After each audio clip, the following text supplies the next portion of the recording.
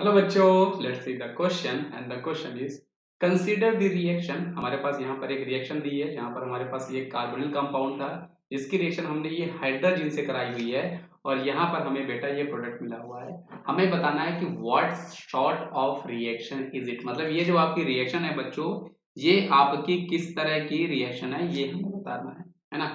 तो चलिए इस क्वेश्चन को हम लोग सॉल्व करते हैं। तो सबसे पहले बच्चों मैं आपको यहाँ पर बता दूं कि ये जो आपकी रिएक्शन है ये आपकी किस रिएक्शन से बिल्कुल मैच कर रही है। तो ये आपकी जो रिएक्शन है बेटा ये आपकी न्यूक्लियोफिलिक एडिशन रिएक्शन से बिल्कुल मैच कर रही है, न्यूक्लियोफिलिक एडिशन रिएक्शन से।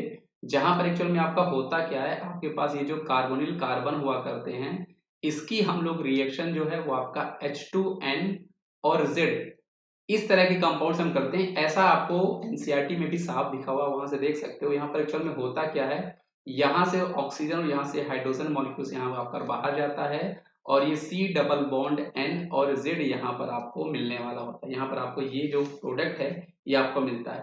अब ये जो प्रोडक्ट होते हैं इनका नाम क्या होगा, ये क्या होंगे, ये आपका रिलेटेड क्या है, ये सब आपका Z पे डिपेंड किया करता है। जैसे अगर Z की वैल्यू अगर हम लोग यहाँ पर NH2 लेते हैं तो उस टाइम पे आपका जो सबस्ट्रेट है वो आपका NH2 और NH2 टाइप का बन जाएगा और यहाँ पर जो आपको प्रोडक्ट मिल रहा होगा ये आपका C डबल बॉन्ड N और NH2 बन जाएगा।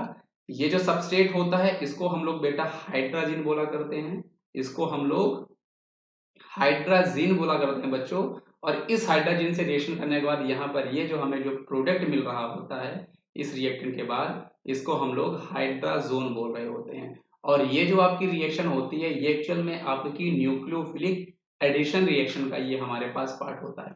अब यहाँ पर आप अगर ऑप्शन देखोगे A B C, यहाँ पर कहीं पर भी आपके पास न्यूक्लियोफिलिक एडिशन रिएक्शन का ऑप्शन नहीं है, तो ये सभी आपके गलत हो गए। डी इस क्वेश्चन का सही जवाब होगा, न्यूक्लियोफिलिक एडिशन रिएक्शन।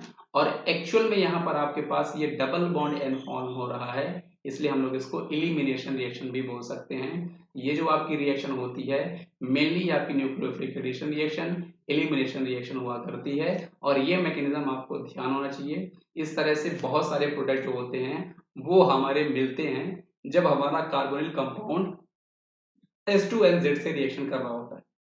ये बहुत ही इंपॉर्टेंट रिएक्शन है। आई होप बच्चों ये आपको समझ में आया होगा। Thank you.